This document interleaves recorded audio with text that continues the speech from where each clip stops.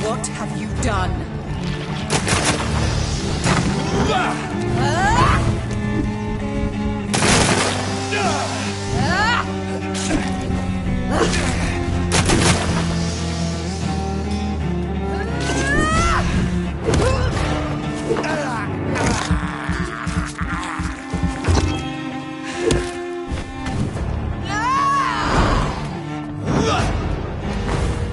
You've spared the precious Nurse Crane, but not your own Mary.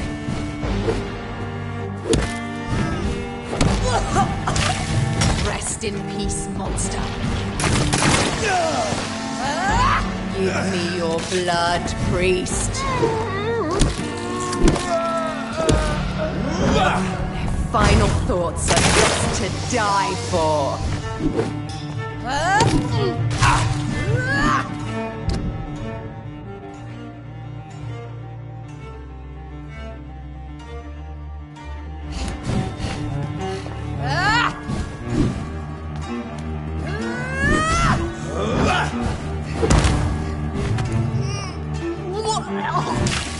Come to me, Jonathan. You left me to rot in this grave!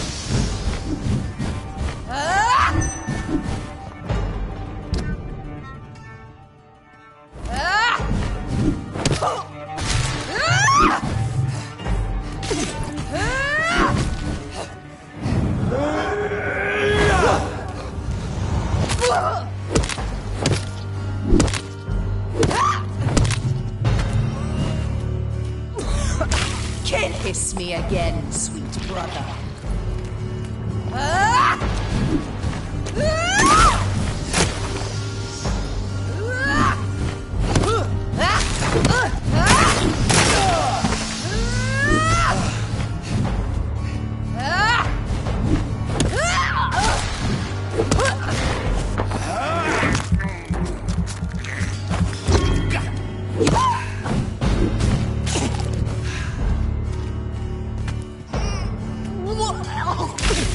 What have you done?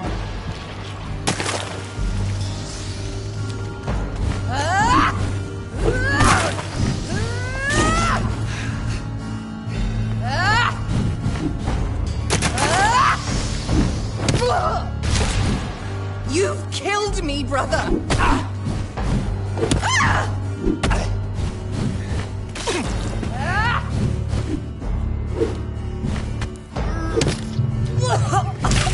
Come to me, Jonathan.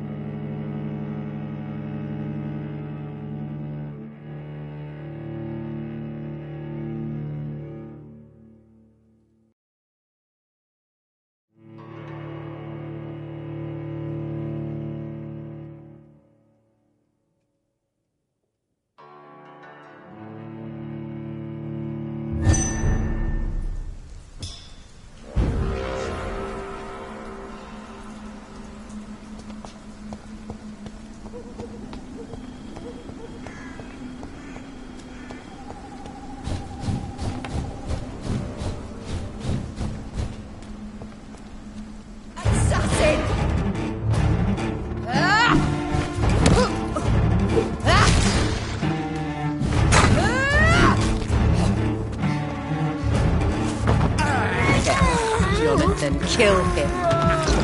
Revel in your true nature.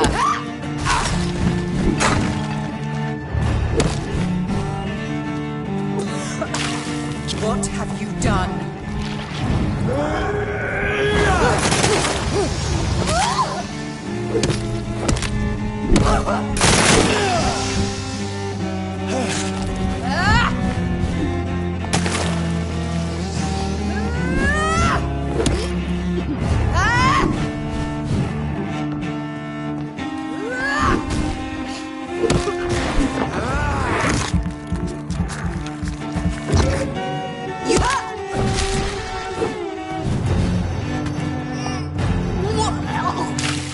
Kiss me again, sweet brother.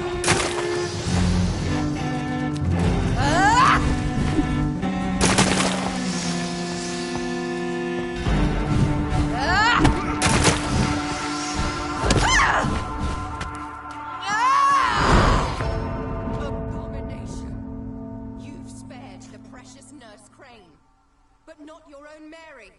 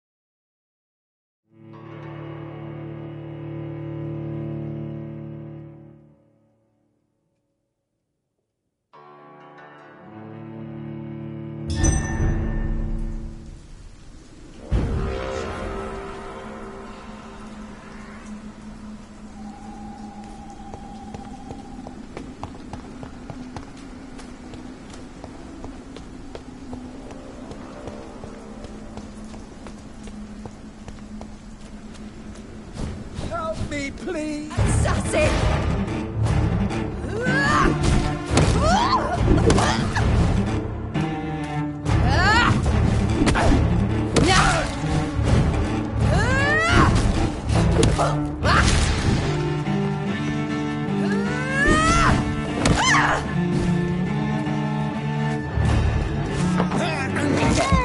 Jonathan, kill him.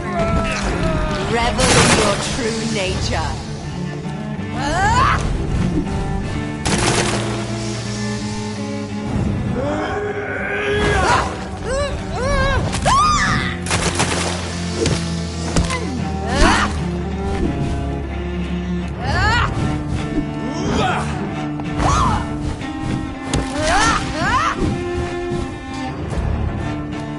Kinslayer!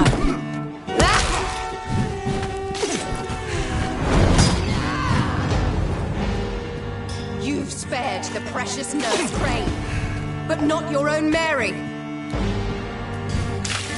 Kiss me again, sweet.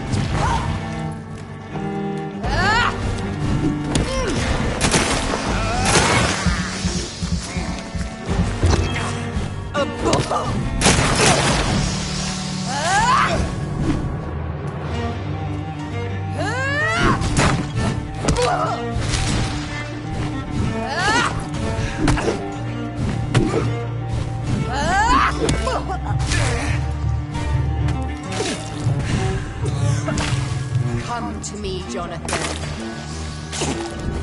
You left me to rot in this grave.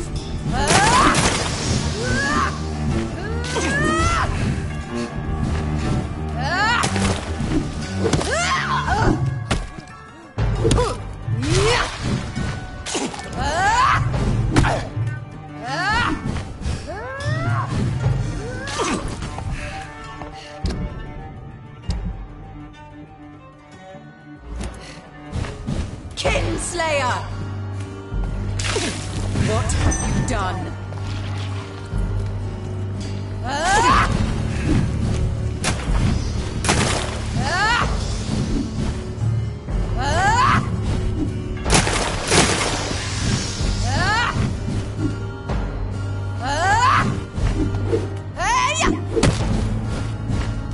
You...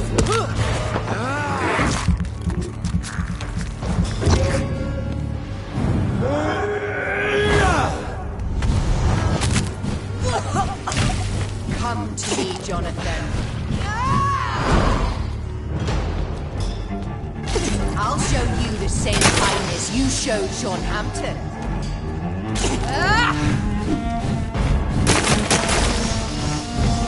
You left me to kiss me again, sweet brother.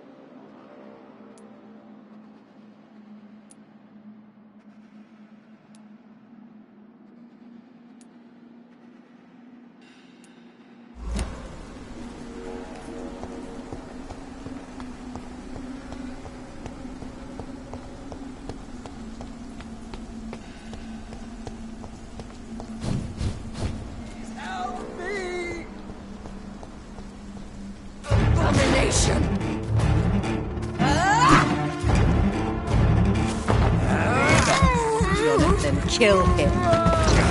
Revel in your true nature.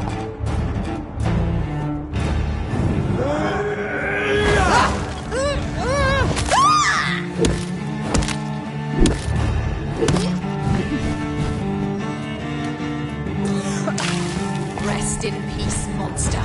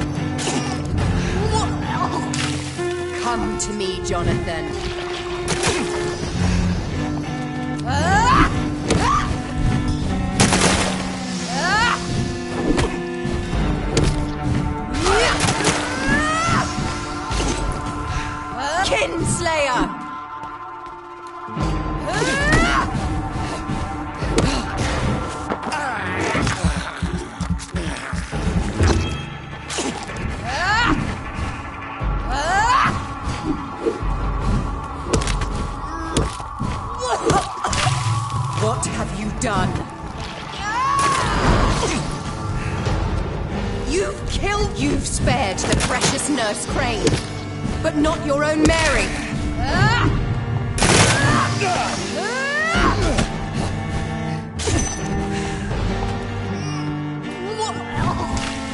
Kiss me again, sweet brother.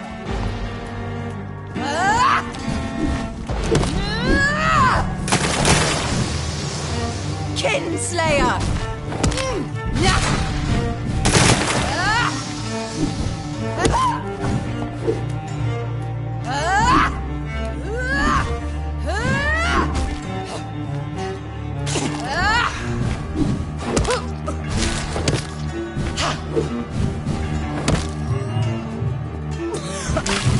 What have you done, abomination?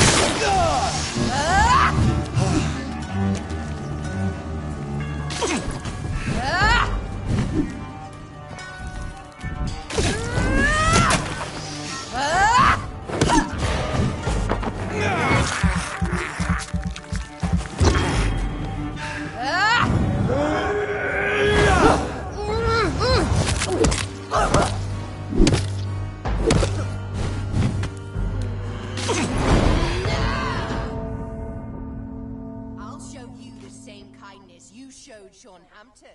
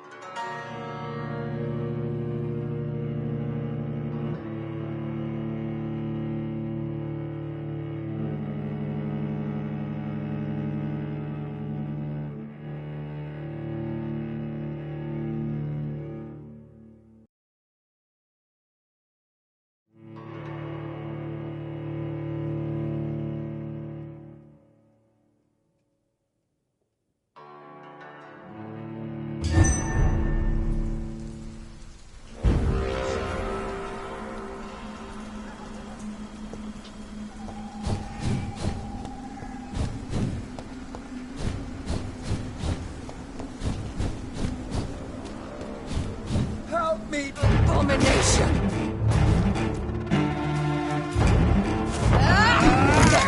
Jonathan, kill him. Revel in your true nature.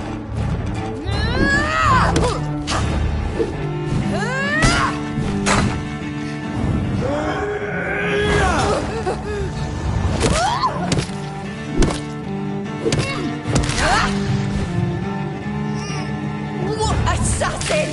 Come to me, Jonathan.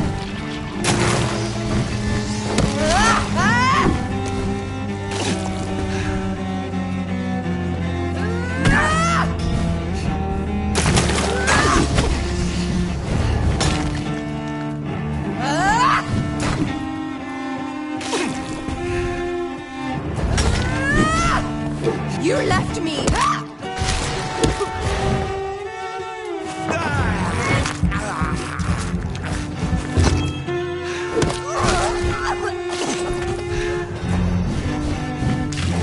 Rest in peace, monster.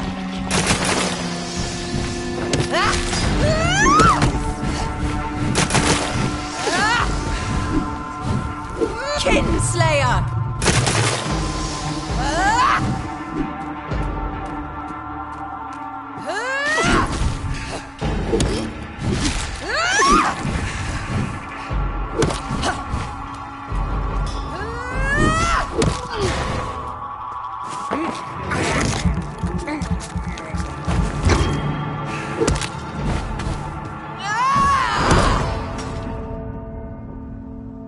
You've spared the precious Nurse Crane, but not your own Mary.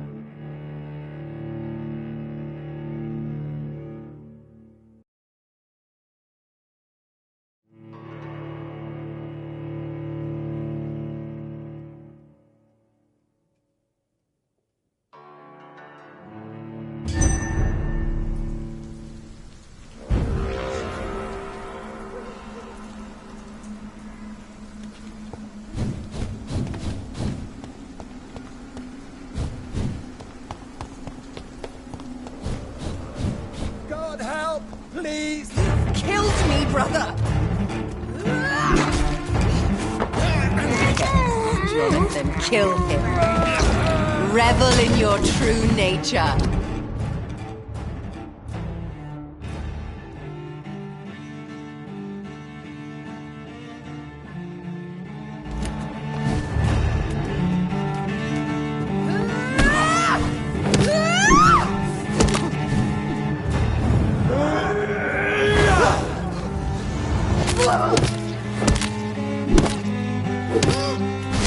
You left me to rot in this grave! What have you done?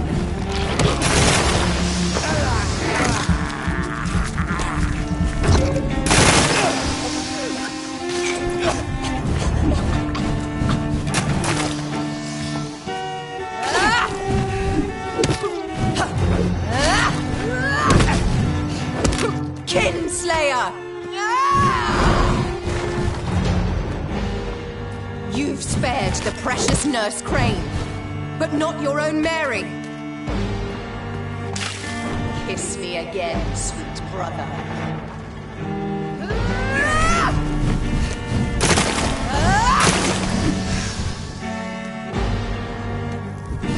Assassin!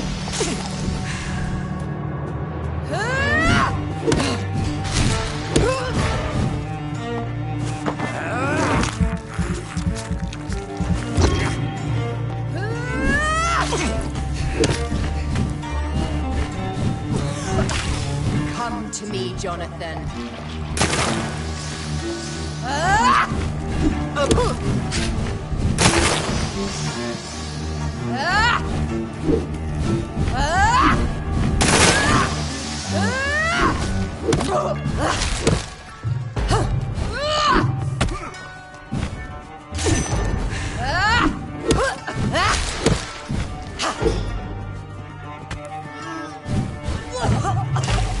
Rest in peace, monster.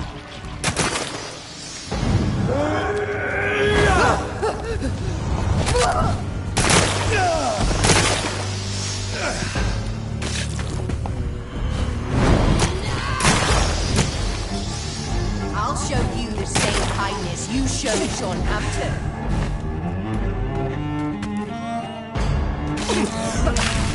Kiss me again, sweet brother.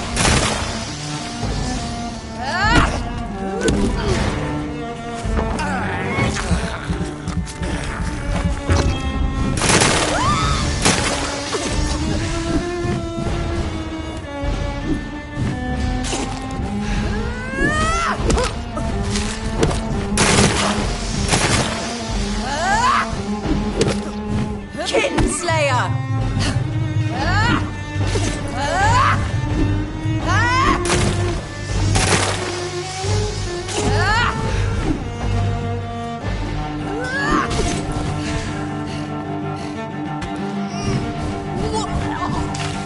What have you done?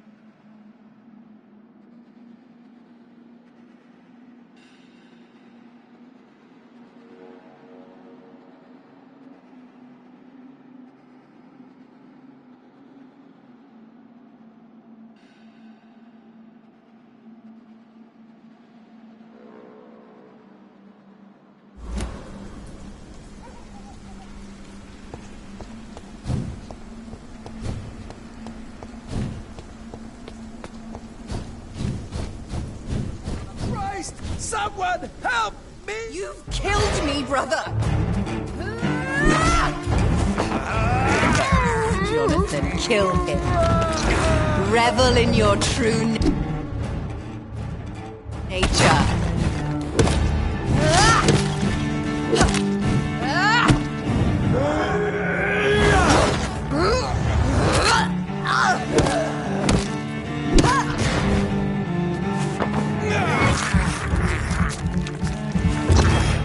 Abomination! Rest in peace, monster.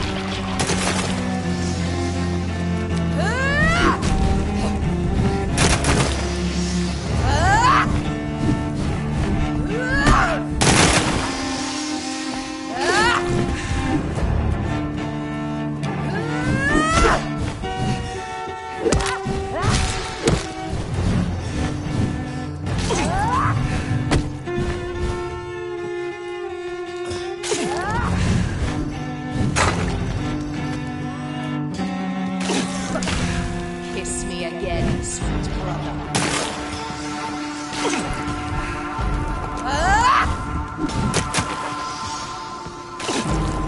Kinslayer!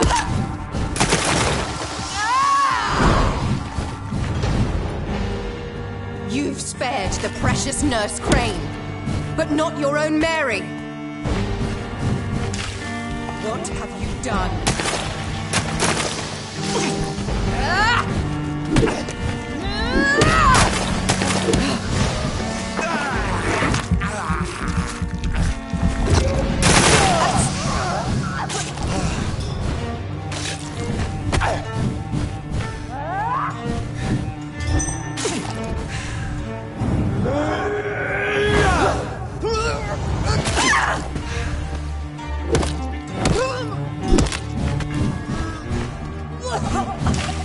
Come to me, Jonathan.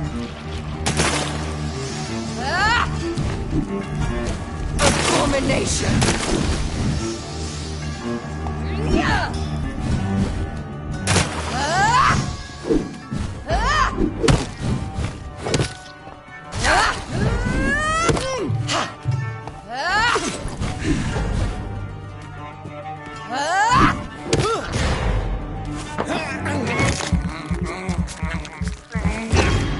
Assassin!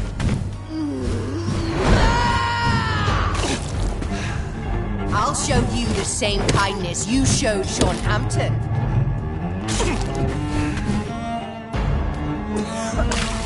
What have you done?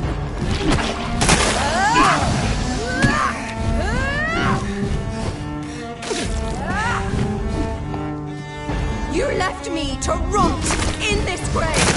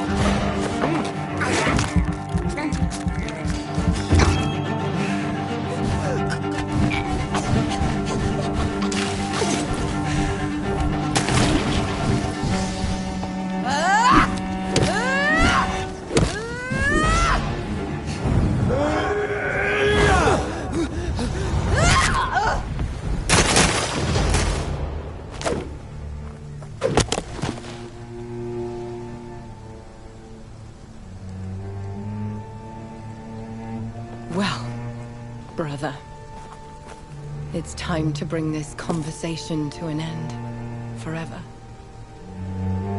You know I will not play this game. Calm now, Doctor. Like a rabid dog. Or think you're performing an autopsy.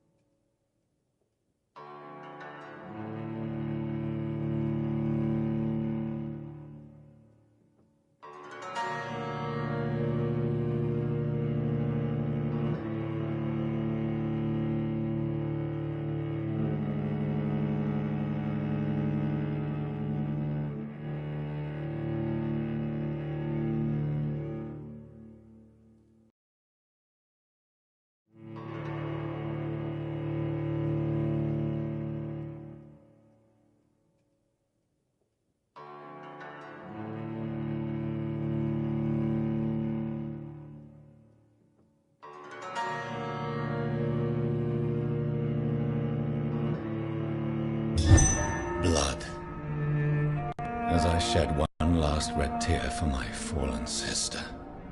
I realize the entire world now revolves around this singular word. The epidemic that has stricken London is not the Spanish flu. It is transmitted through the blood, via violent biting, turning survivors into frenzied immortals. I am Dr. Jonathan Reed. I am a vampire, born anew into an age of death and pestilence. While plotting factions close in around me, I am sworn to find the source of this epidemic. I am convinced greater perils are still to come. I know the answers I seek are hiding in our blood.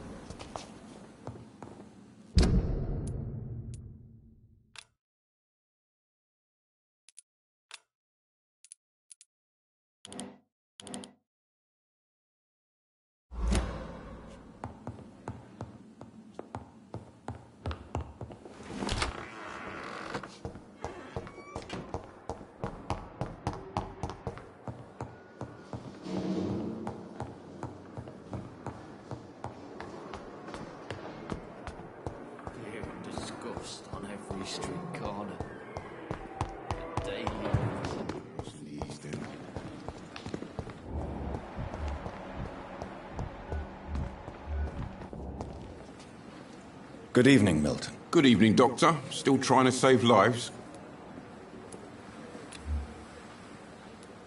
I'd like to see your goods. Wise choice, Dr. Reed. A reliable gun is what everybody needs these days.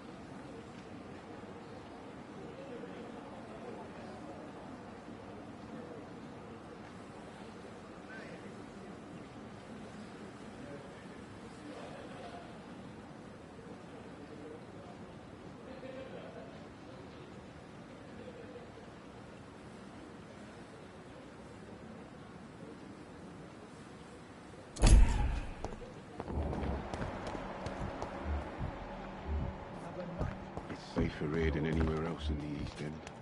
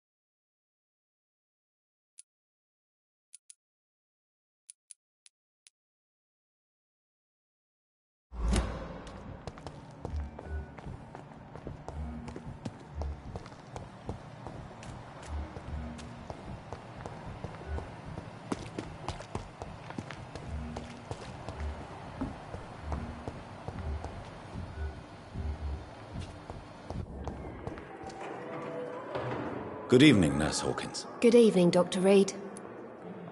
Do you need medical help yourself, Nurse? I'm afraid I've contracted some illness, Dr. Reed. Not under my watch, Nurse. Take this. You'll feel better. Thank you, Dr. Reed.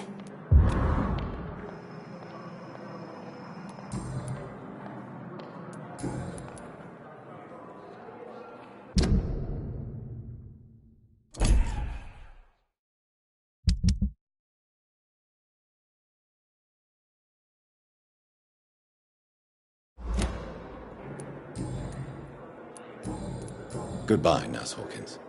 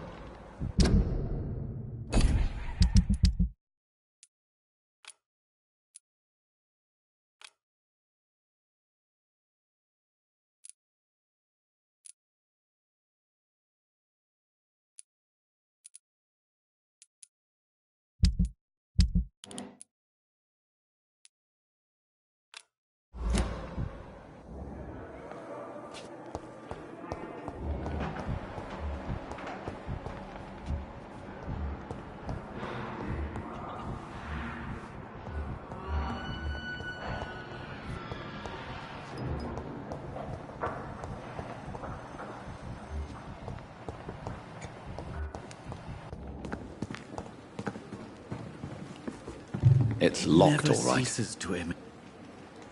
Good evening, Dr. Reed. Such a pleasure to see you again. Please show me what you have to sell. Of course. It's just trinkets and curios, really. But I'm sure they can be useful.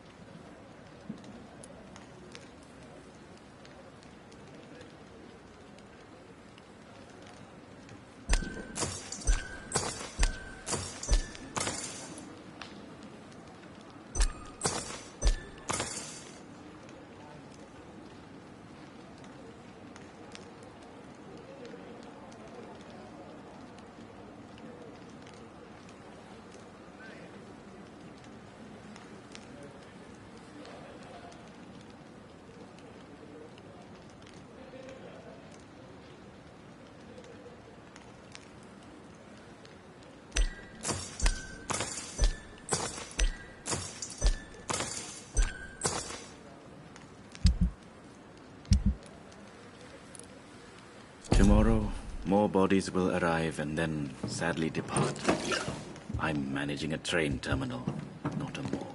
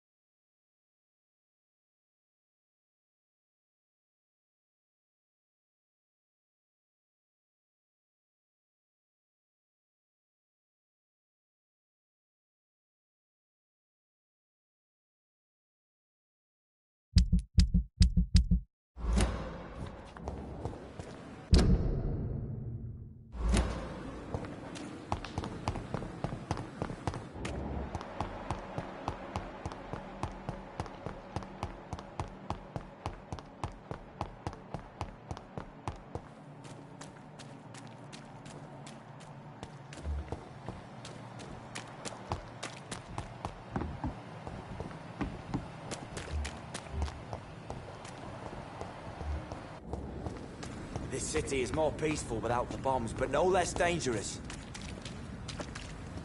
Good evening. Evening, Dr. Reed. Goodbye, Mr. Thatcher. Try to take care of yourself.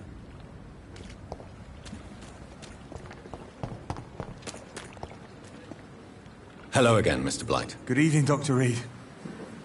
You doing your rounds as usual? Do you need medical attention, sir? Afraid so.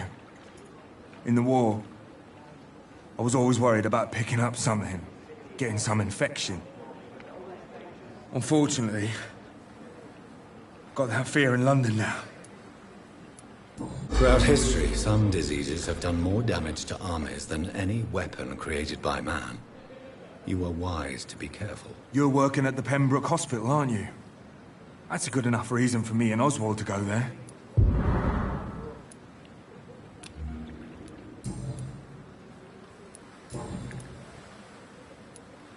Are you concerned about the living conditions in the city? Of course I am. I'll be stuck here for as long as Oswald refuses to go to hospital. And Unfortunately, it seems the violence is rising. What kind of violence? I believe people have armed themselves and started to attack those that show signs of contagion.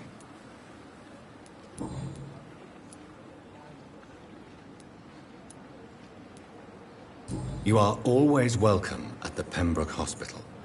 As a former officer, I'll be honored to welcome a fellow veteran. I'm not giving up on bringing Oswald back to the hospital.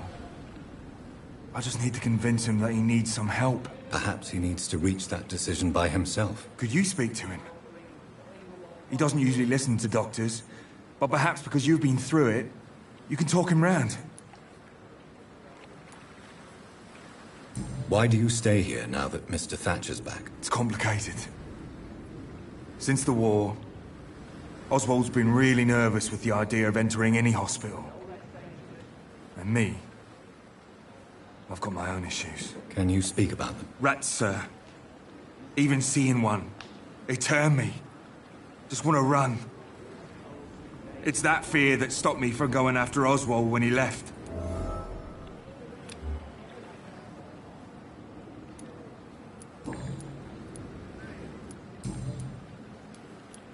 What caused your phobia of rats, Newton? It happened last year following an artillery attack. I was trapped for 2 days in a hole under 2 dead soldiers. And there were rats. Go on. They started eating me as soon as I dozed. Gnawing at my ears, my fingers, lips. I couldn't move. Couldn't call for help. I see. No, you don't. You have no idea what it is to wake up buried under bodies. Fucking vermin eating your flesh. Oswald. He found me and saved me.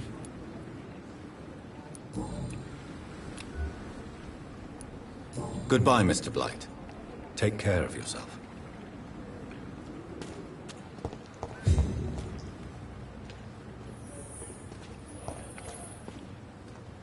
Good evening. Evening, Dr. Reed. Are you concerned about the conditions here in London? Not really. Sick people, men in arms, fighting every night. I already faced all this during the war.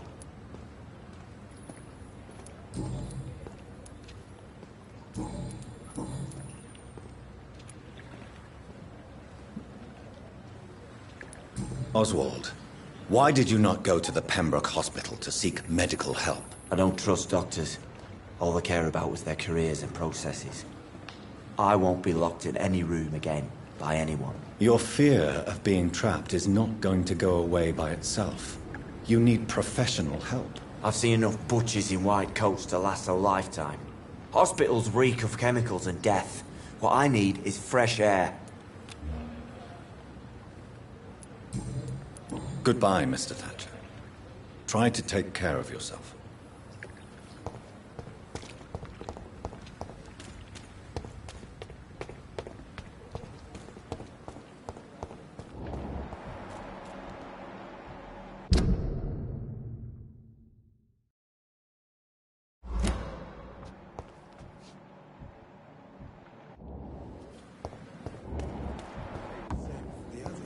You look exhausted. You're pushing yourself too hard. You don't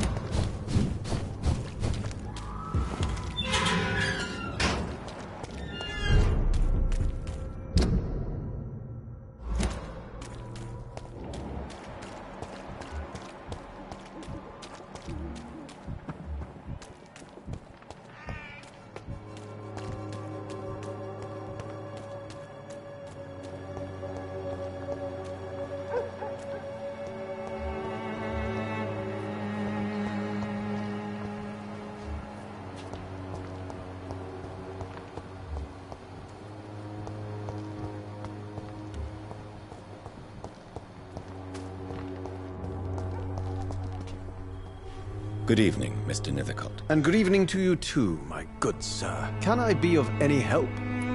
Do you need medical attention, sir? It may be wise to let you prescribe me something, but I don't feel like I should.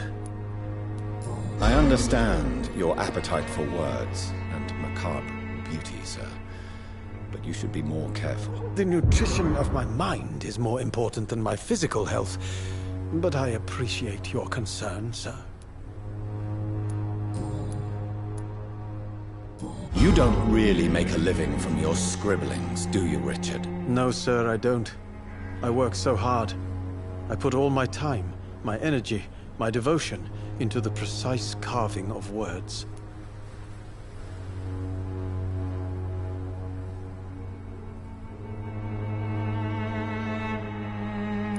When she was younger, my mother was a painter and a poet. She told me many times how poor her artist friends were, and how she helped them. My parents pay for my rent, my food, and my clothes. All I have to give them in return is lies they do not believe. You seem embarrassed. Someday I hope to proudly offer my first publication to my parents. Until that day, I'll remain the failure of a son they have to support.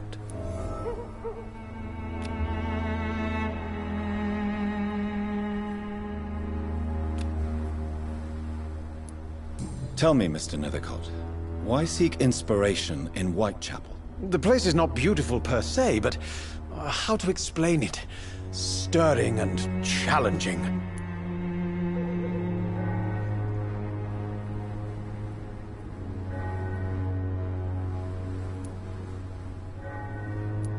Do you not think it a little morbid? On the contrary, sir.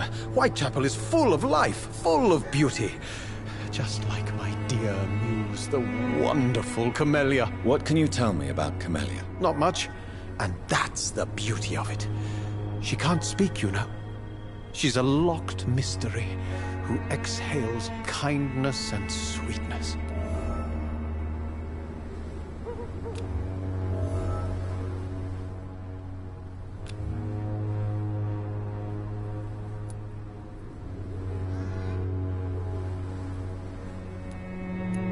Perhaps you're just afraid to find out the truth about your muse. One day, perhaps, I'll ask her to come with me. But will she still be my wild flower of Whitechapel if she moves uptown?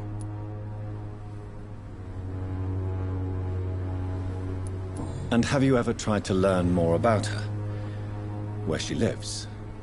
How she survives? Whom she may know? Maybe I prefer she remains an enigma. Reality can be so dull, don't you think?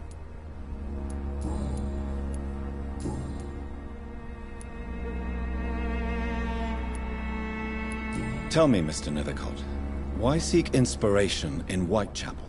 The place is not beautiful per se, but how to explain it? Stirring and challenging. In what way, exactly? The struggle by gaslight, the barren smiles and the added hunger under the rain. If you say so. Such vibrant antagonism and vivid paradox, the stripped humanity raged across each street. Vivid, of course, yes.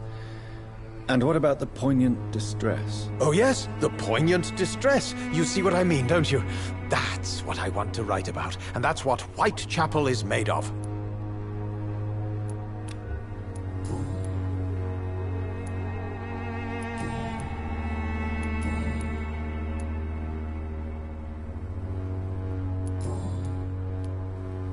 How is the sanitary situation evolving in Whitechapel these days? I imagine we are all part of some nightmare without beginning nor ending. If only the dreamer could awake.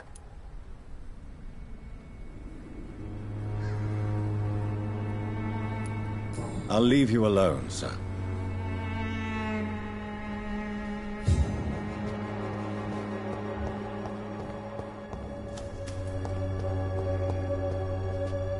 Good evening, miss. I'm Dr. Reed. I'd like to ask you a few questions. I know what you're thinking. A tall stranger who meets a girl in the street at night. It reeks of the penny dreadfuls. But I mean you no harm, truly.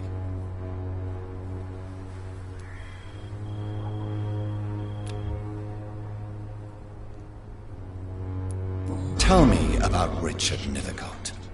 I understand he is quite fond of you, Camellia.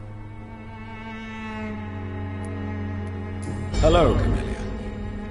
How are you, partner? Come on, girl.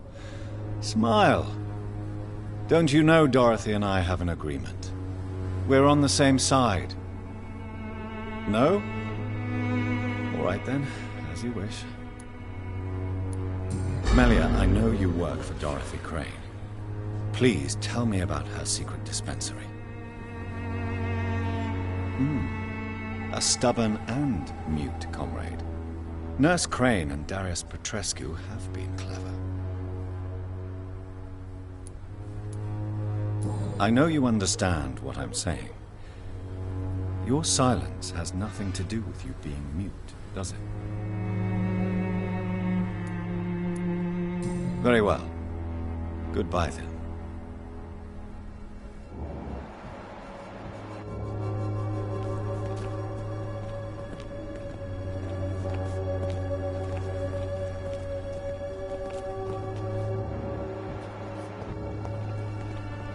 Hello again, miss.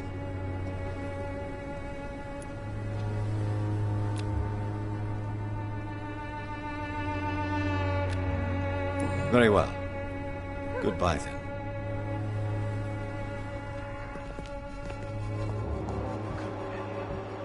Silent flower of Whitechapel.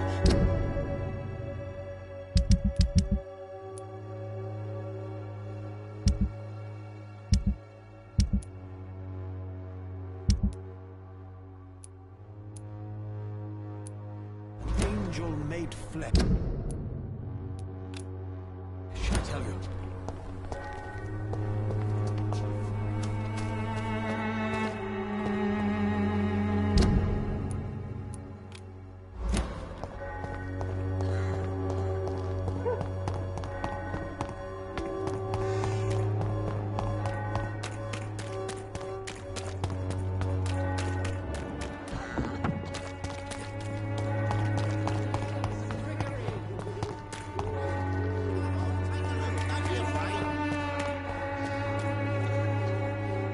Fancy buying something, sir? You never lose your focus, do you? Right then. Show me what you have.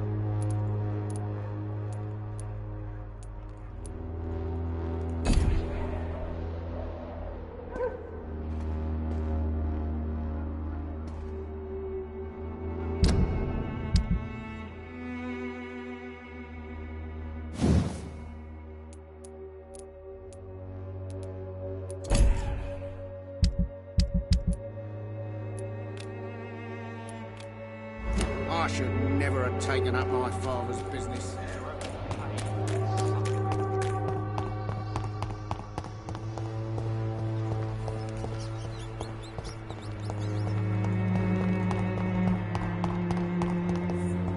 As long as you have the money.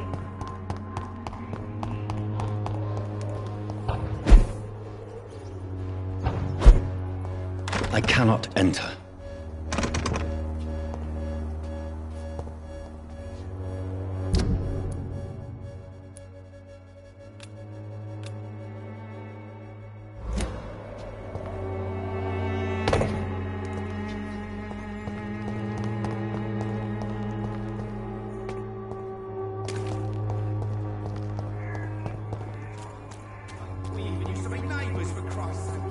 You look so pale, my lord.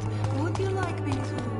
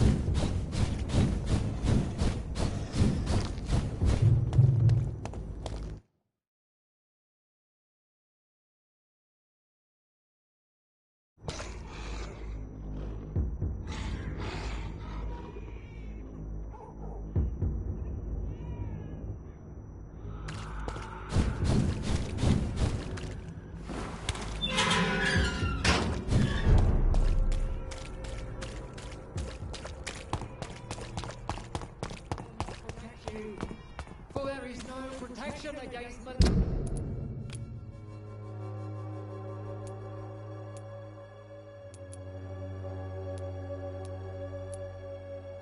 and trickery.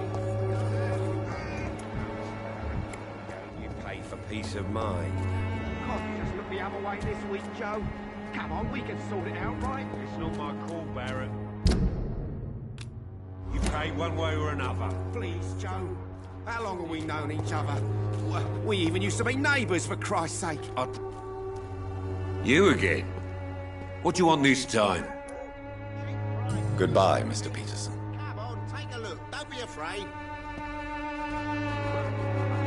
Cheap price, good quality. Come on, take a look. Don't be afraid. Fancy buying something, sir? You never lose your focus, do you?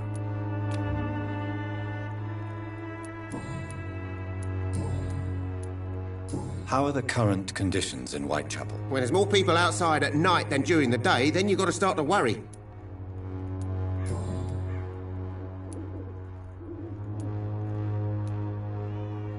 As a merchant, you see Whitechapel every day. Have you noticed anything out of the ordinary recently? Well, you mean besides the epidemic, the war, and all the usual crap? As long as I can remember, this part of town has been a bottomless pit, and no sign of the bottom yet.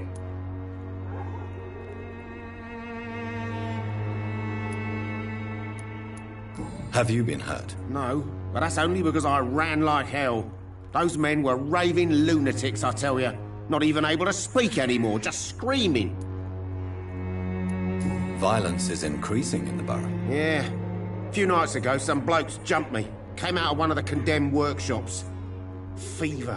Madness. Something like that. Where did this happen?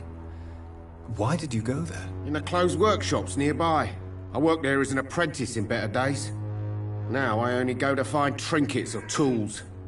Too bad I was mugged, though. There was good money in that little box of loot I lost.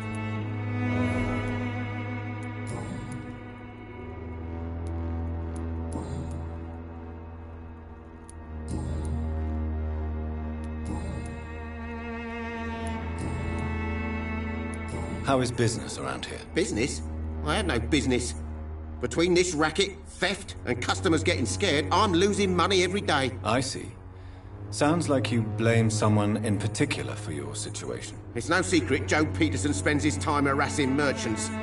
But with me, he's trying to put me out of business once and for all.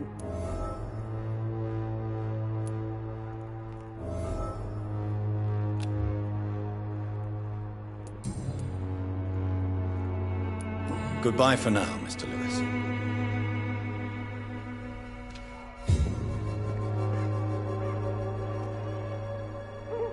I should never have taken up my father's business.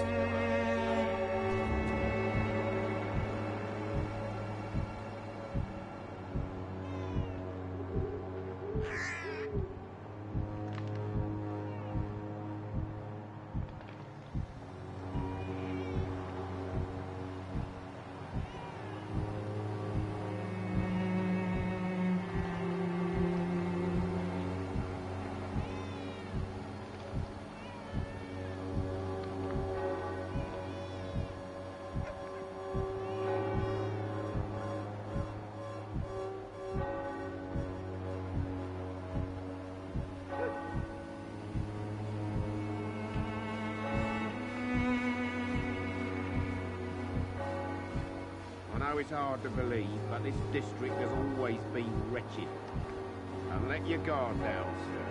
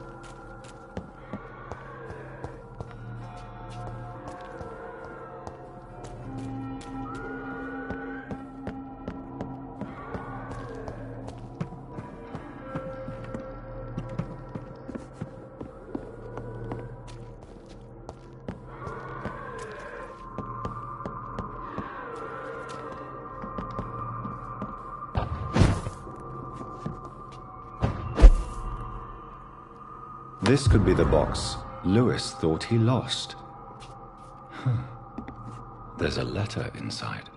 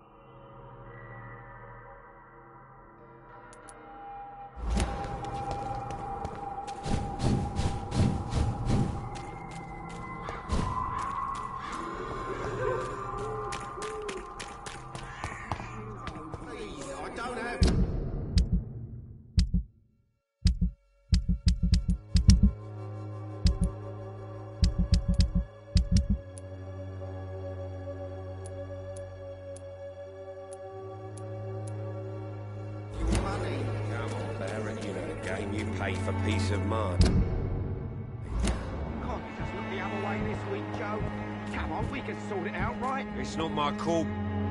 Fancy buying something, sir? You never lose your focus, do you?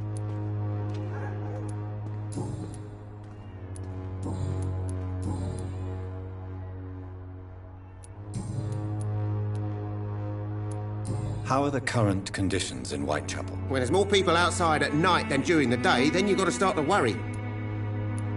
Goodbye for now, Mr. Lewis.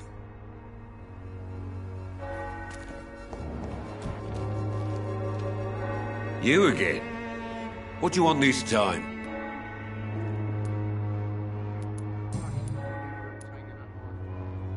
Harry doesn't seem happy living in Whitechapel.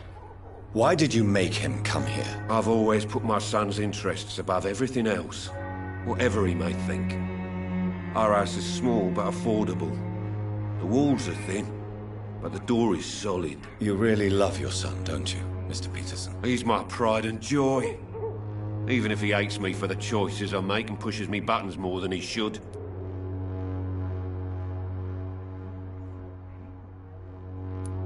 Do you have any regrets? Only one. Not to have my beloved wife by my side. She died when Harry was little. My sweet Jane. She gave the boy confidence.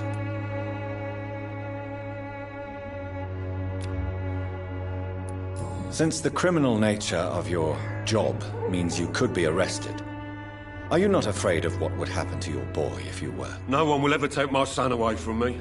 If that ever occurred, I'd hunt the bastard down and rip off his head with my bare hands.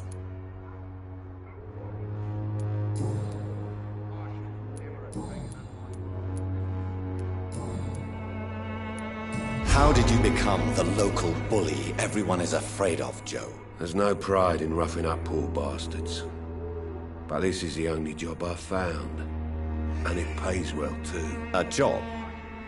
So you're racketeering for someone else? I got enlisted by the Wet Boot Boys, a gang from the docks. I'm their muscle for their dirty work.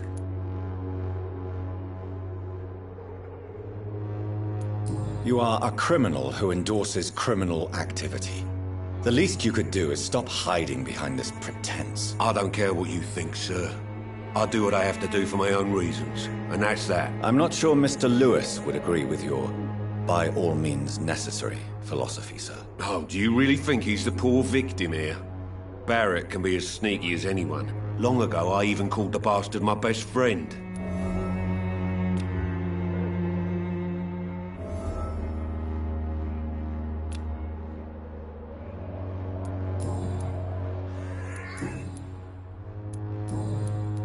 How is the sanitary situation in Whitechapel? I'm not easily scared, but crazy killers and armed patrols are lurking about.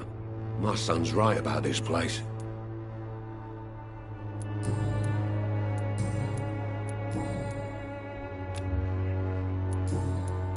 Goodbye, Mr. Peterson.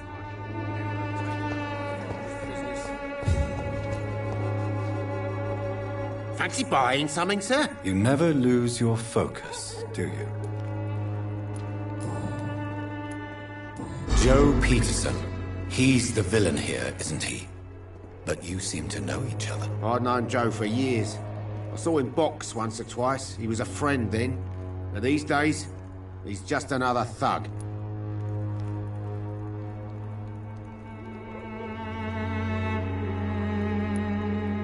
What can you tell me about Mr. Peterson?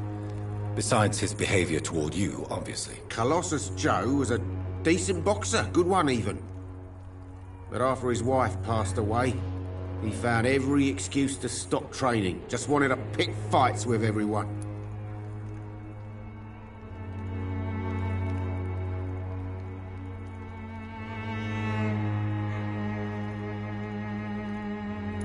It's never easy to find a new path in life, especially after the loss of a loved one.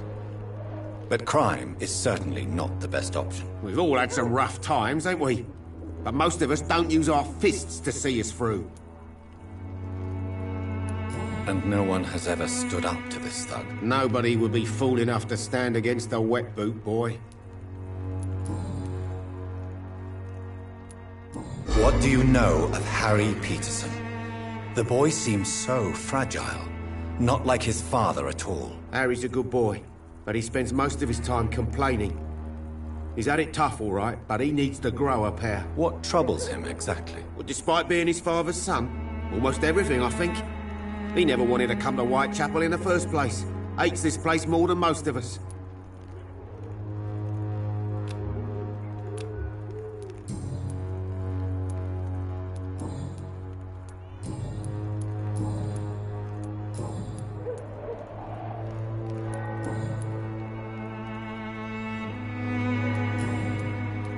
Goodbye for now, Mr. Lewis.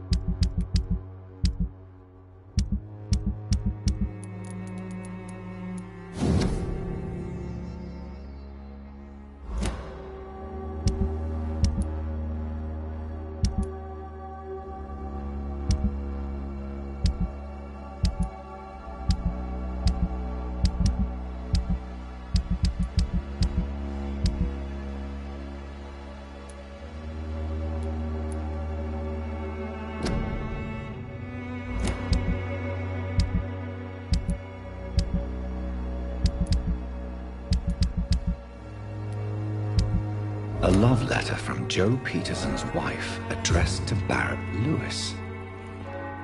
Who should I give it to, I wonder?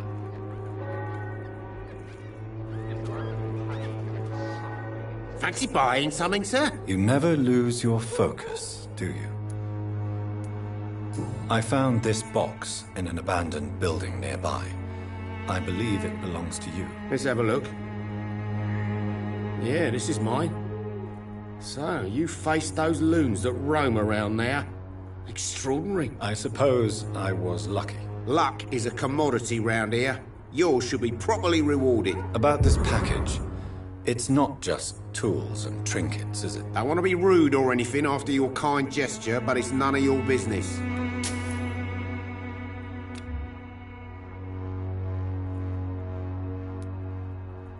Right then. Show me what you have.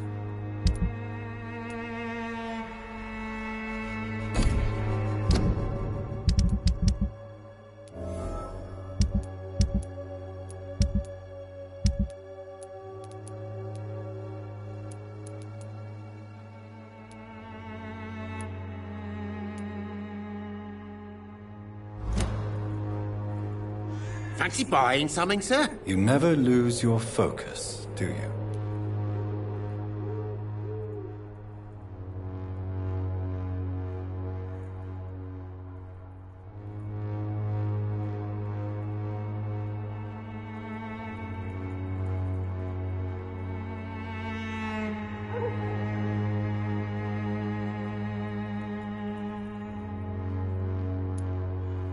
Right then. Show me what you have.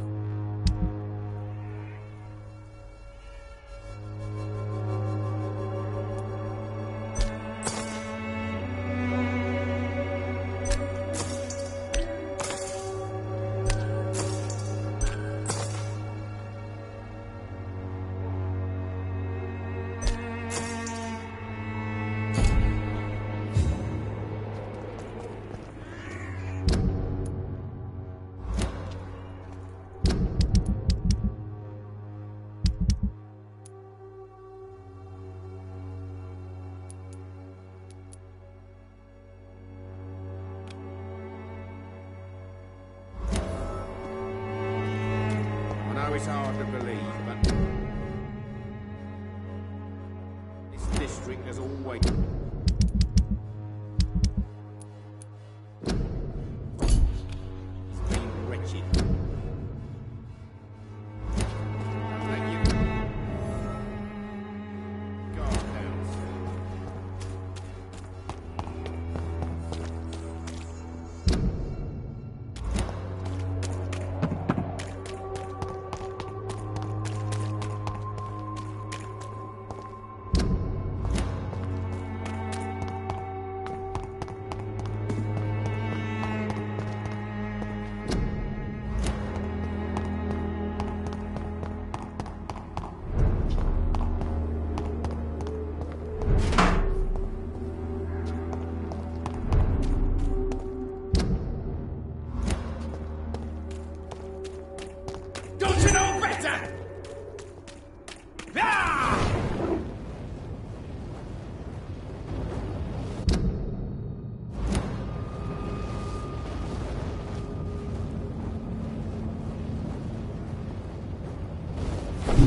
Bloody monster!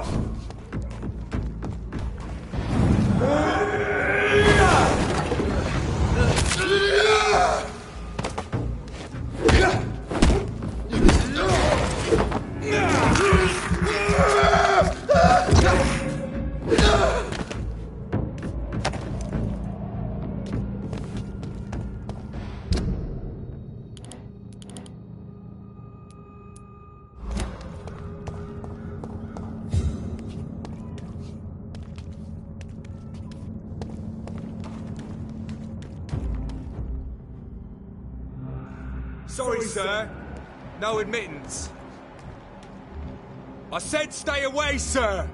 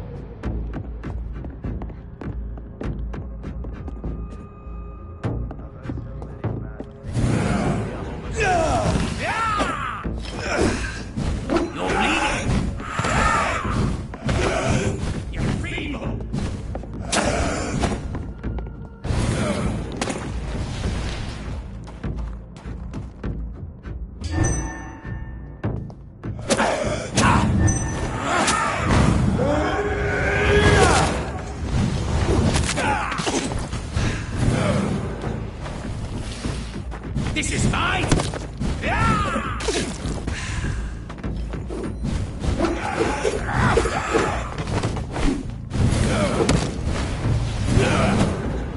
You're bleeding!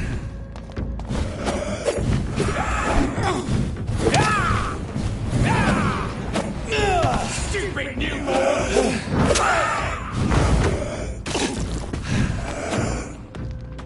You cannot win this!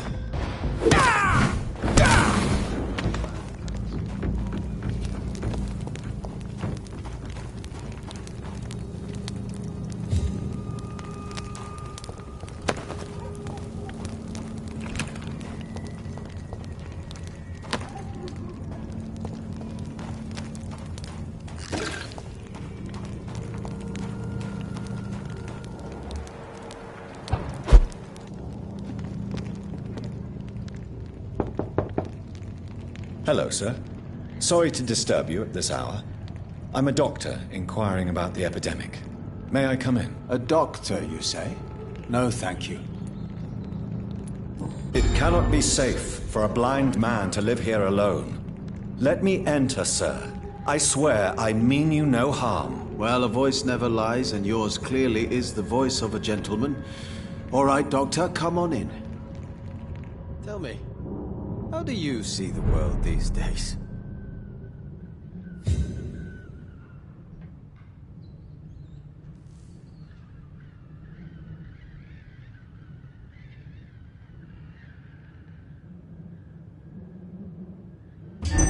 Wandering in this part of town at night, you're either brave or a fool.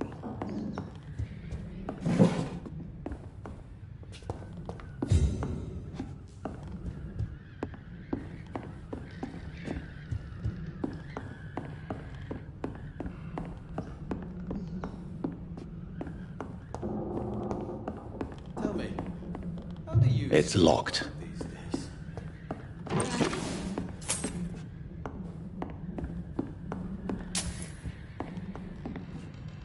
So what is the name of my nocturnal visitor? I'm Dr. Jonathan Reed. As I already explained to you, I'm inquiring about the epidemic. Dr. Reed? The eminent surgeon? My God, I'd never have expected a brilliant physician like you to knock on my door. You flatter me, sir. No, sir, I am flattered. I read all your work when I still had my sight. I loved it. I'm Mason Swanborough, by the way. Do you know Braille, Mr. Swanborough? I'm no expert, but I learned it in my spare time, yes. Why? I found a strange document entitled Cure for Blindness. It's written in Braille, so I thought perhaps it was yours. Really? Is that some kind of sick joke? Let me see. Here it is. This letter seems authentic. And it actually refers to an experimental cure for blindness. You have piqued my interest, Dr. Reed. Could it be of any use to you? No. This page is just a part of a larger diary. I'd be glad if you could find the other pages.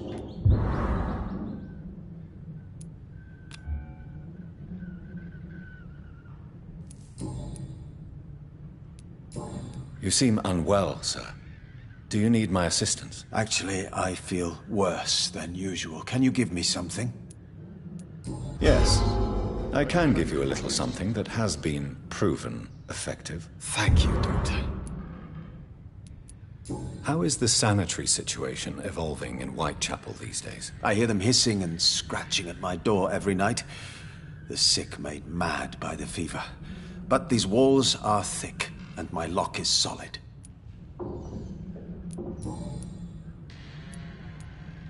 Does someone take care of you in this isolated place? My sister Loretta and I have our daily routine. Every morning and evening she comes by so we can talk and eat. Then she leaves and I stay. Where does your sister go? Well, let's just say she earns enough money for us both. What's so amusing about that? I won't hide the truth from you. Loretta sells a fake miracle elixir to the sick people of Whitechapel.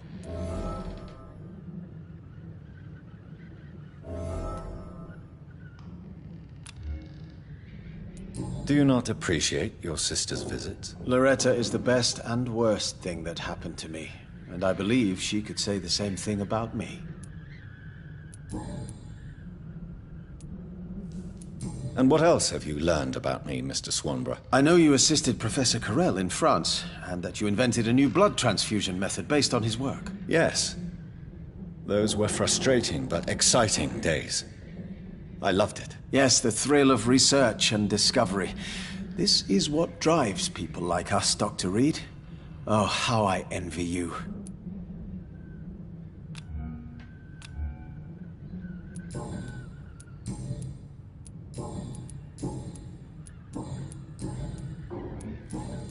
Goodbye, Mr. Swanborough. I'll leave you now. Tell me, how do you see the world these days?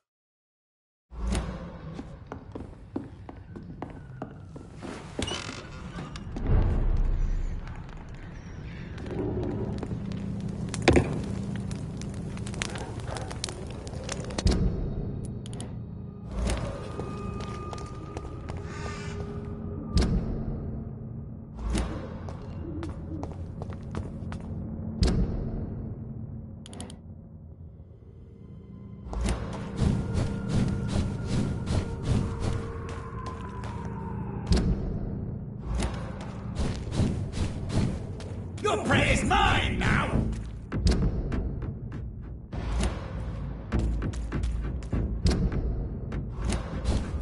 See them fancy clothes? This one's a top!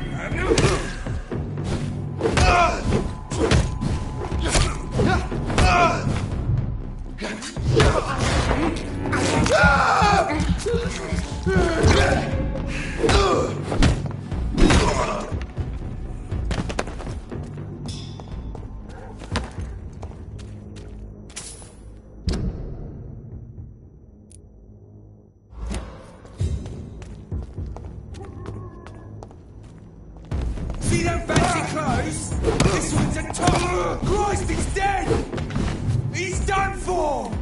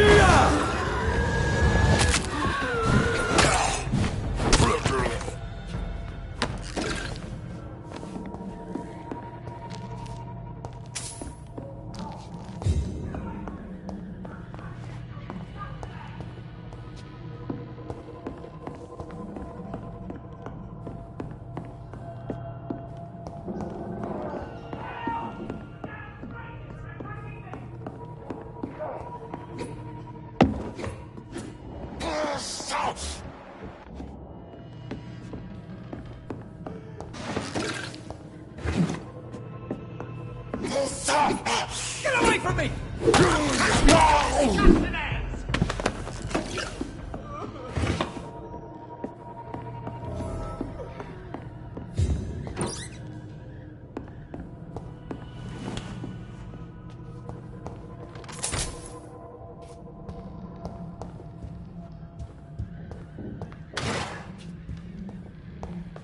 More Braille. I should bring this to Mason Swanborough.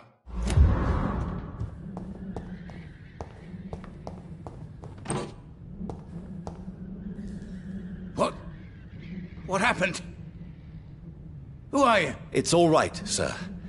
You're safe now. Oh, a fellow Englishman. Thank you, sir. For a moment I thought those bloody heathens had killed me. What are you doing here? This place is not safe. Yeah, it's a cesspool, but it's mine. I came to collect some overdue rent, but those who still live here have gone completely bonkers. You're very lucky to be alive. Yeah, filthy immigrants. Fucking savages, every one of them. And now with this bloody fever, they're just animals. You can find safety of sorts in Whitechapel. If you're quick and cautious, you'll be able to avoid the savages.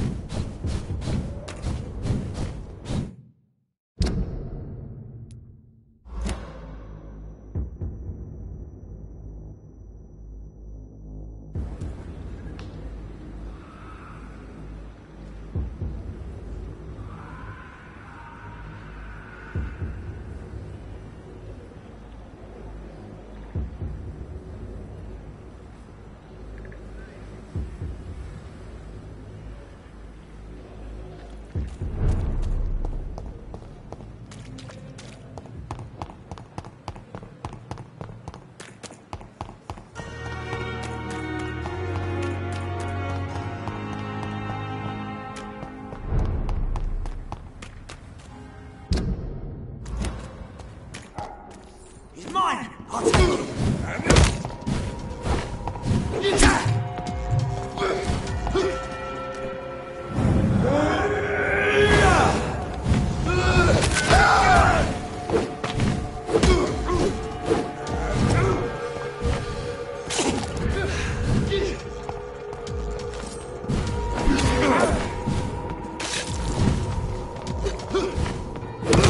Oh my god!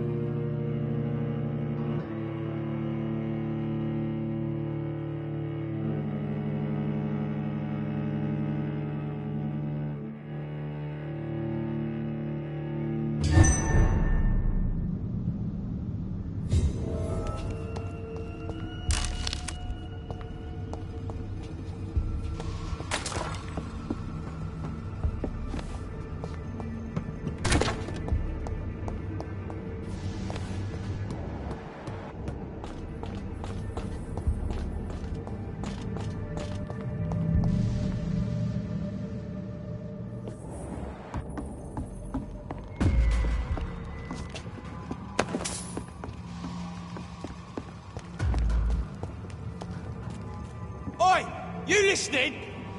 Look lively! It's on to us!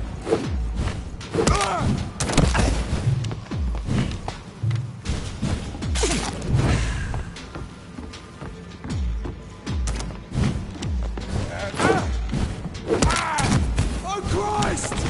Fuck it!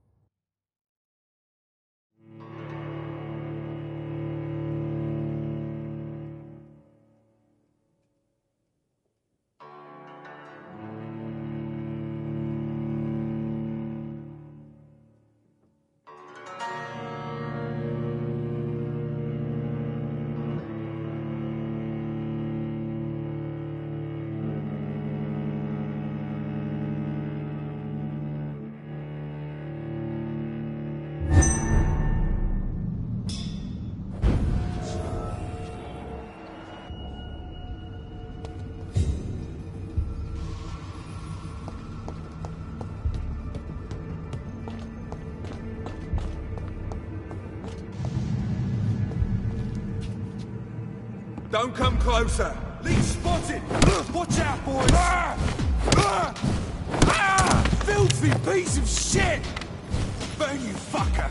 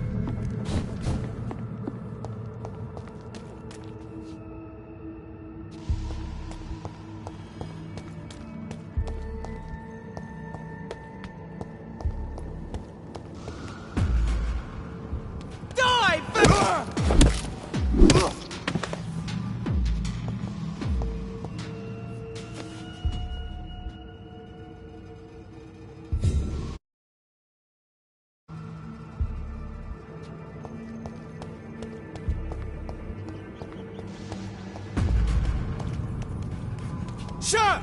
Step away! A leech! What?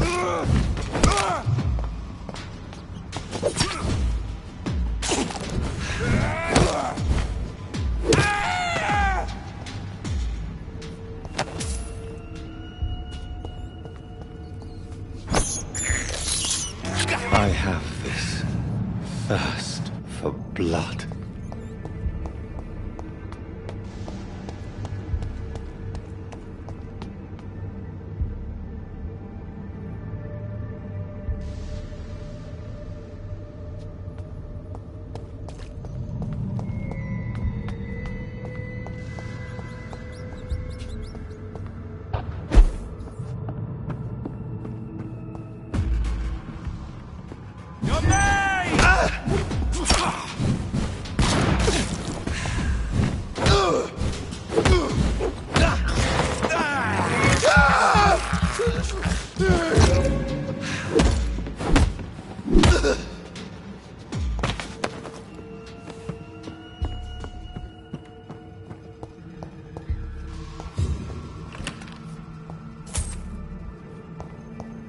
More Braille.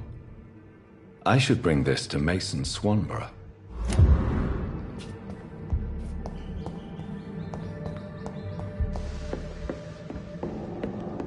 It's locked.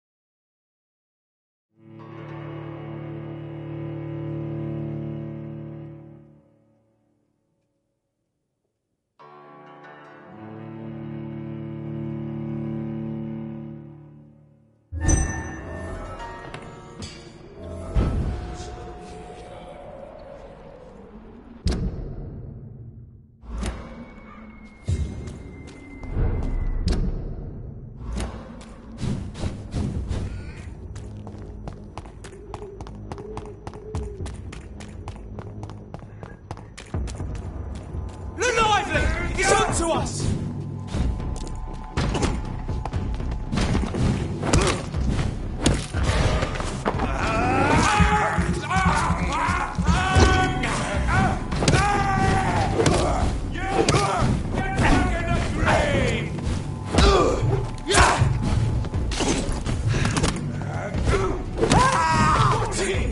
It's a killer!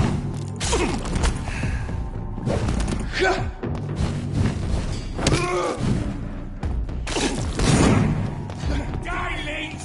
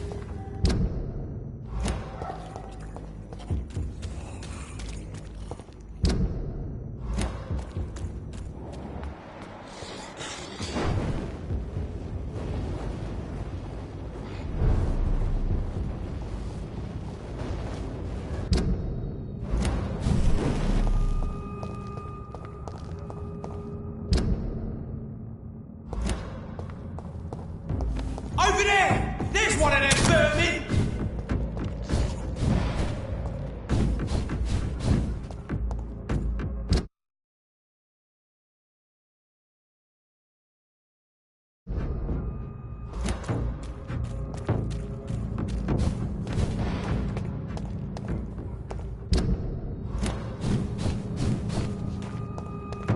Back in the crowd!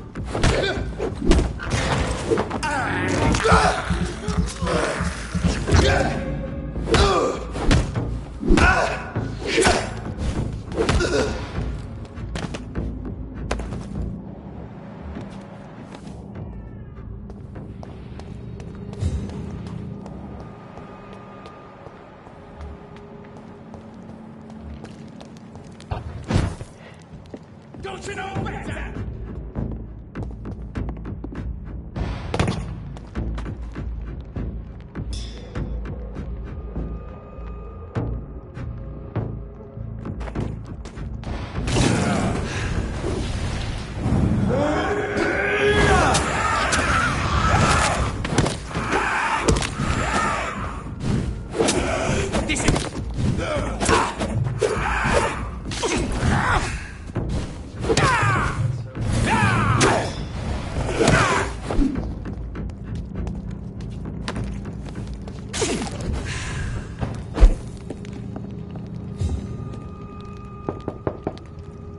Good evening, Mr. Swanborough. Please come in. What kind of gentleman pays visits to people at this late hour? What can I do for you, Doctor? I found another page of the diary, Mr. Swanborough. This diary is still not complete. The man who wrote it claims he is a member of some scholarly brotherhood called the St. Paul's Stole. Really? I've heard of them. Very capable scientists. Perhaps the man who wrote this really found a cure. I would need more pages to figure it out, but it's as promising as it is intriguing. Here is another page of the diary we were talking about. Ah, now we're talking. Ingredients, dosages, dangers, and side effects. This is it. Is the diary complete now? No. The author tested his work in a hidden laboratory. We must find out where it was. Please, find me more pages, Doctor.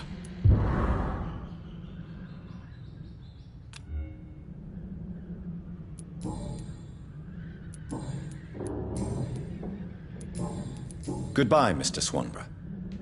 I'll leave you now. Tell me, how do you see the world these days?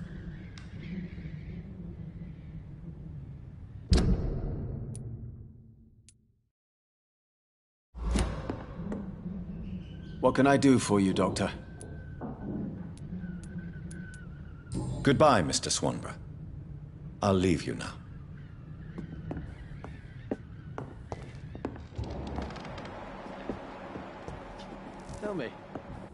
do you see the world these days?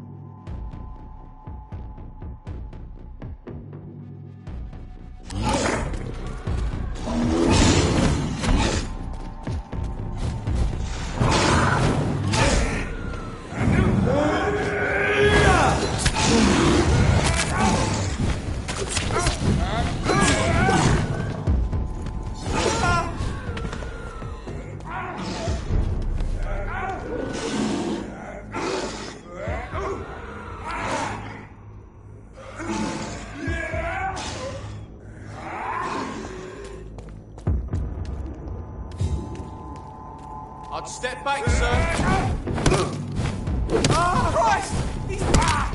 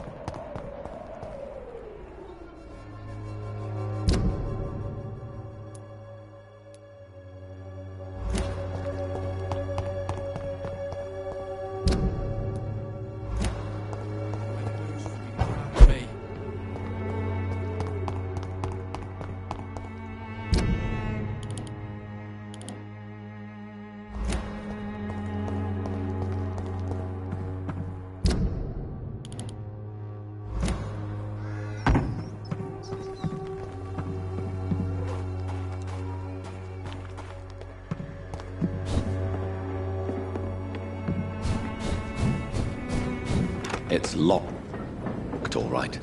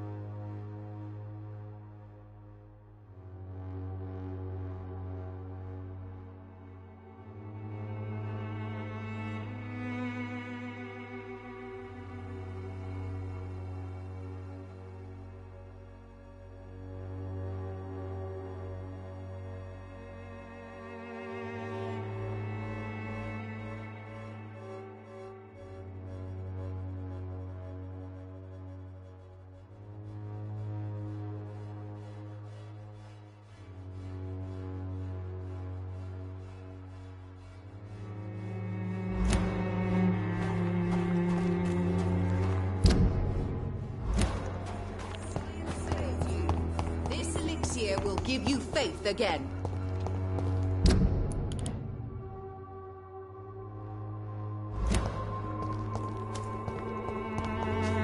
The Swanborough cordial can be the answer to all... Good evening, my dear colleague.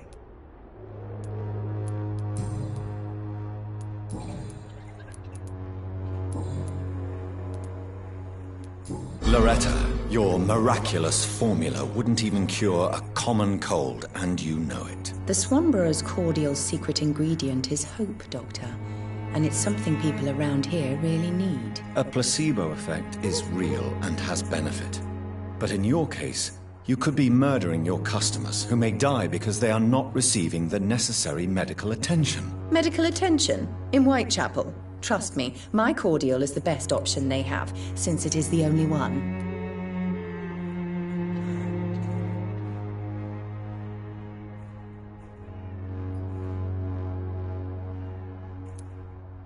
You're just a greedy hypocrite. Hypocrite? What about an eminent physician prowling these streets at night? I'm sure you have a personal agenda too, Doctor.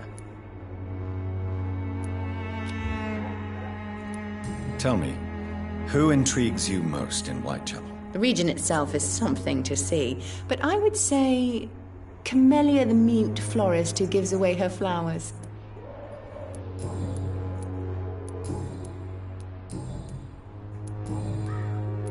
How is the sanitary situation evolving in Whitechapel these days? When people buy guns instead of medication, it means they have already traded hope for fear in their hearts. In my book, that's never a good thing, Doctor.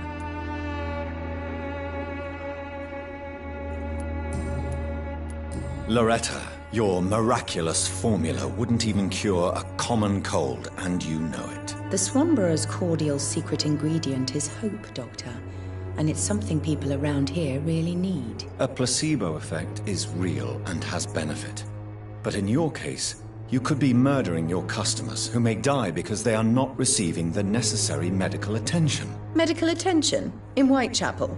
Trust me, my cordial is the best option they have, since it is the only one. You're just a greedy hypocrite. Hypocrite?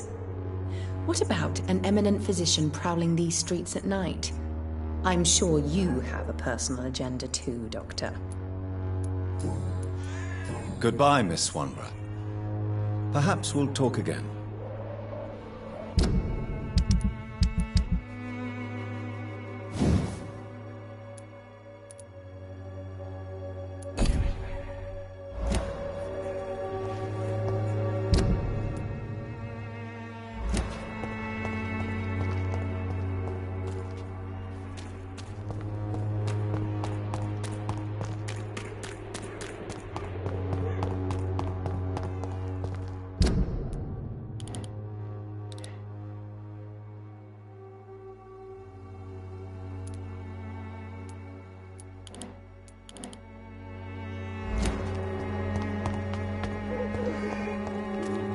Joe, please, I don't have your money. Come on, Barry.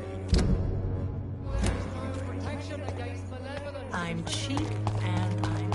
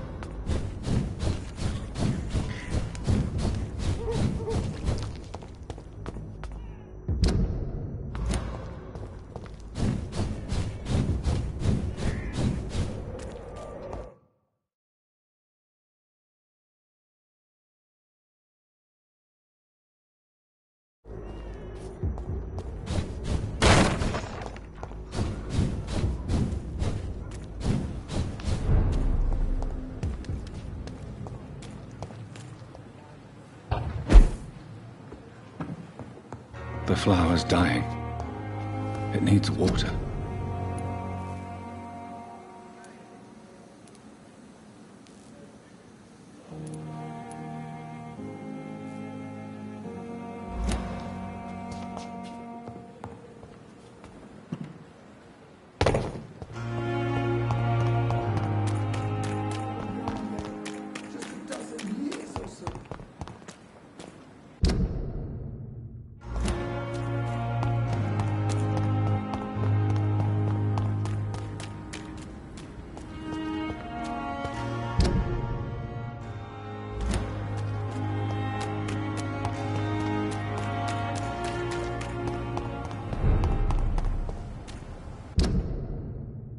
One of them!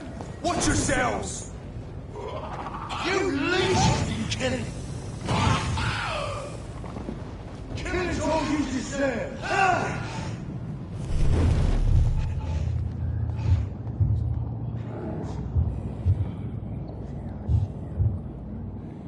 You must prepare, child, for the earth is bleeding and the harvest is upon us. Stay away! Whoever you are! This is no time for petty quarrels, my champion. Can you not hear? The famished queen has awoken.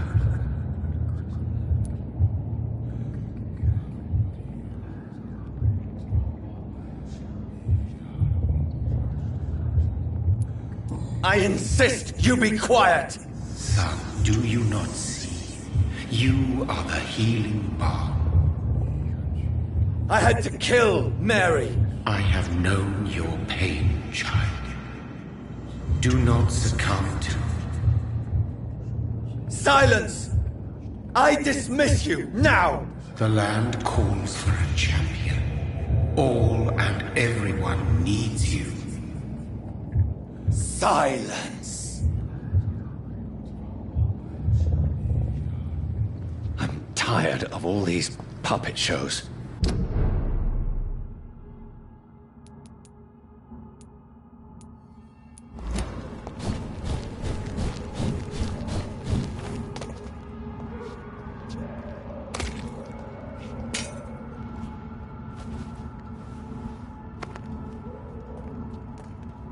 They want war. I'll show them war. Whatever this poor woman did, nobody deserves this kind of punishment.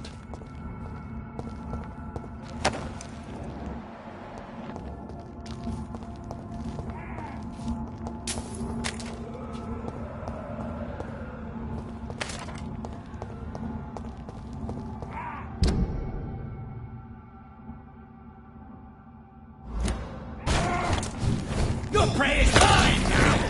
I'll send you to him.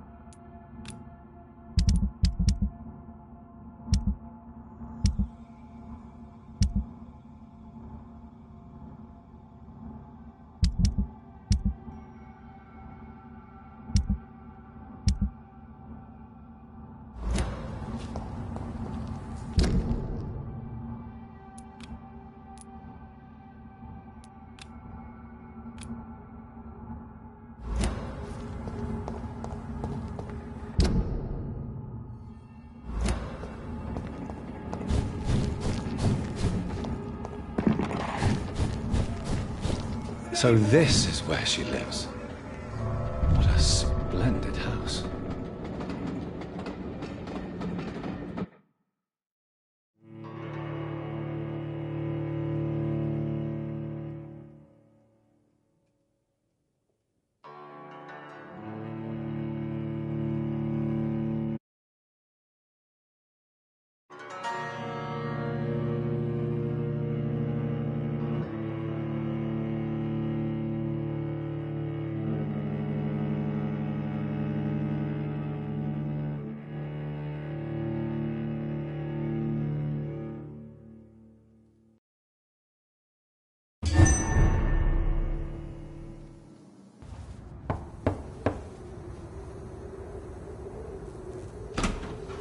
Dr. Reed, welcome. How are you? As good as one can be, considering the circumstances. Yes. Death and affliction seem prevailing themes of late. Please, come in. We have much to discuss. I hope I haven't disturbed you. Not at all. Actually, I was counting on you visiting me tonight. How strange, this painting. Beautiful, melancholic, yet with a haunting dignity. Indeed. A long time ago, a friend asked me to paint this for him. But I kept it in the end. I did not know you were a painter, my lady. There are many things you do not know about me, young Ekon.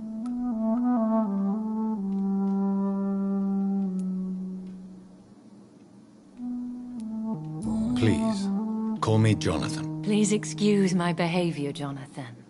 I tend to tease my friends when uneasy. What is bothering you, my lady? Your letter was quite alarming. We will talk about this in a few minutes. For now, I would like you to tell me about yourself. How have you been since we last met, my friend?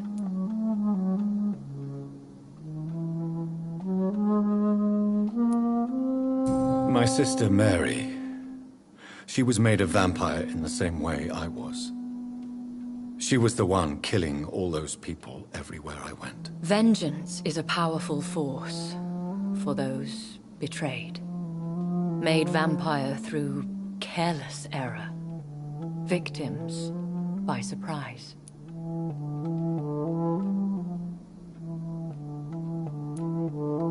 In the end, she implored me to put an end to her misery. But still, I felt I had taken her life twice. I am so sorry for my accidental cruelty. Had I known your dear Mary was still alive, I would never have sent you to pray for her soul in that church. There is no need to apologize, my lady. Your words have been most helpful in these difficult times. Thank you, my friend. If only we could have guided your poor sister through her terrible nightmare. I swear I did not intend that. If only I had known then how vampires are created. That is the scientist speaking. In truth, most of us do not know how it really works. Personally, I make sure my prey will not return to haunt me. What do you mean? I am merciless, Jonathan. I only feed on the dying, and I make sure they are dead before leaving their remains. I think I should ask the questions, your ladyship. After all, it was you who invited me to settle this most urgent of matters. Fair enough, Jonathan. The situation is critical. We do not have the luxury for etiquette. Please do not misunderstand me. I would be delighted to discuss mundane matters and idle trivialities. If we survive the dark nights to come, we shall have all the time in the world to speak, you and I. For now, please follow me, Jonathan. I must say, your house is exquisite. One of the advantages of living forever is having the time to be selective with one's furnishings. I took the liberty of having tea served. You can still drink tea. Can't keep it down, but I do so enjoy the aroma. Let us toast to make-believe. And of course, to your health, Jonathan. And to yours, my lady.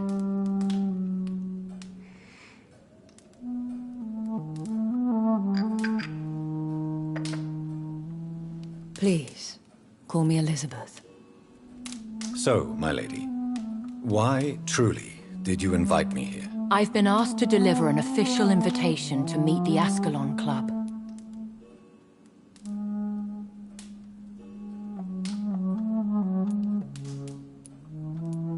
Should I trust them? Of course not. Do not misunderstand me. They can be very useful, but I believe their long-term goals differ from yours. Should I lie to them? We all lie, Jonathan. It falls to you to choose your behavior. The most important rule is to show them due respect. Why meet them then? Because nothing truly important can be achieved in this city without their consent. They could be powerful allies in this current situation. They have done nothing but impede my investigation since I became known to them. Why would they want to see me now? I guess they now see you as Ascalon material. They must have found out what happened to your sister. Proof of the potent blood flowing through your veins. I'm not sure I can accept their invitation. I have seen their handiwork. How Fergal the Beast imposed the club's law. You have no choice, Jonathan. Even I would not openly defy Lord Redgrave, the chairman of the Ascalon Club.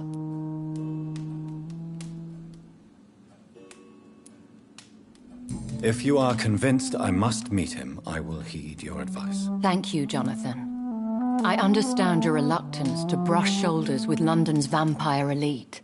But we have no choice. Is the situation that critical? Yes.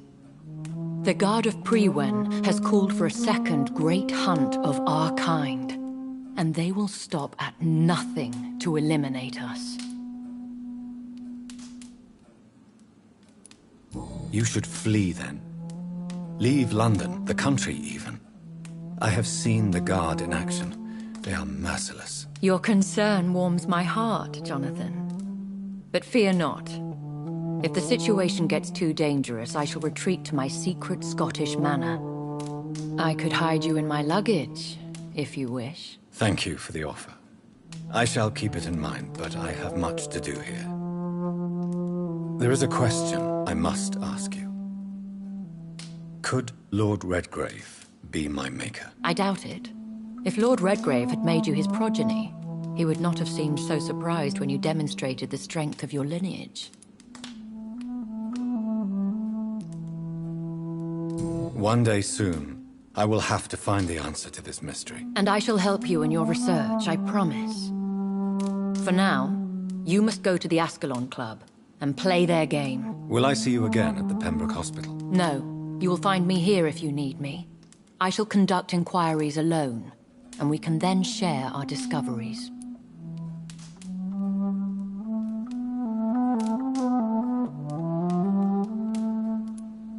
I want to thank you for all your support and your help, my lady. Could you do me a last great favor and call me Elizabeth? I should be honored, my lady. Then it is settled. Finally, some good news in these dark hours. Thank you. I appreciate the advice. I had best prepare myself to meet this Lord Redgrave now. How thrilling to meet the Earl of Bristol in the flesh, so to speak. Something tells me you're not very keen on the man. Don't get me wrong. The gentlemen of the Ascalon Club are honorable, but their attitude and opinions are somewhat antiquated. I see. As long as they deny access to female applicants, I will leave them to their antediluvian considerations as to the natural order of things. Jonathan, promise me you'll be careful. Of course. But why the fear in your voice? Look at me, Jonathan. I am. I mean, really look at me, young Ekon.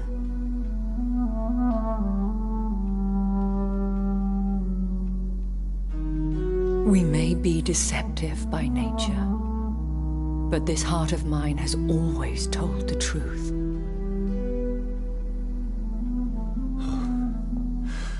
Elizabeth. Go, my friend. But come back to me soon.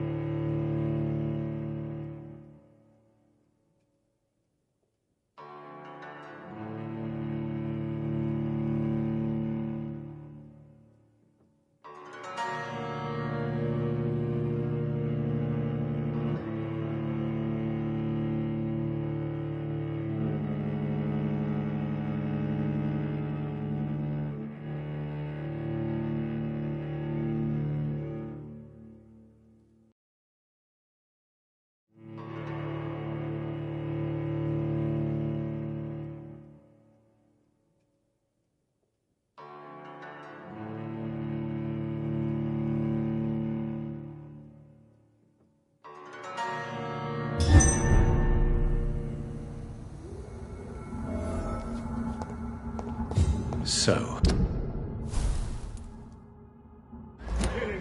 time to visit the Ascalon Club.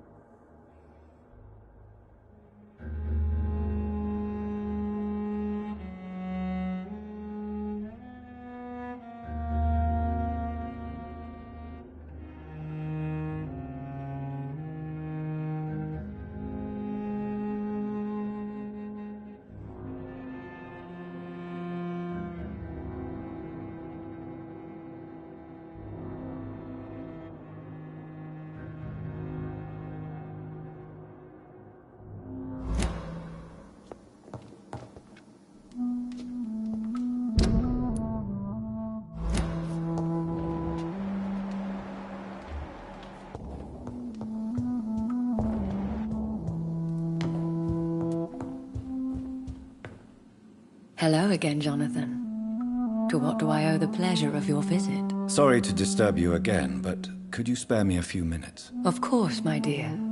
Always a pleasure to speak with you.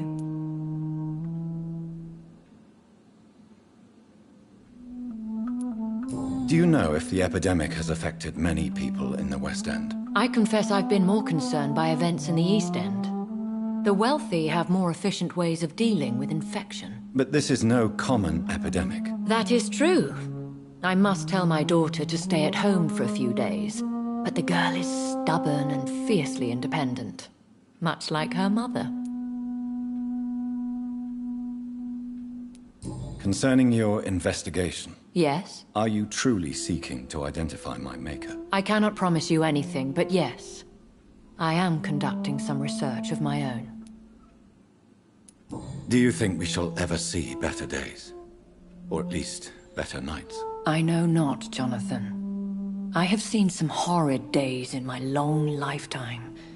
Experience has taught me that one cannot outrun the fates. Will you tell me your story one day, Lady Ashbury? One of them, perhaps. I have had so many lives, Jonathan. Eternity may not be enough to relate them all.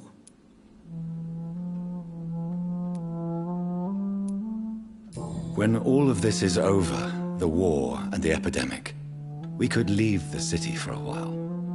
Travel around Europe, you and I. Traveling is always so complicated for us poor creatures of the night. But yes, I would be glad to travel the world with you, my dear. Goodbye, Elizabeth.